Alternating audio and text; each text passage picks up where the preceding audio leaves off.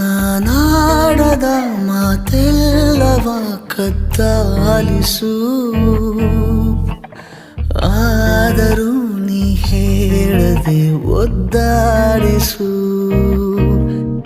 ನೀ ತೋರುವ ಮುಂಗೋಪವ ಮುದ್ದಾಗಿಸು,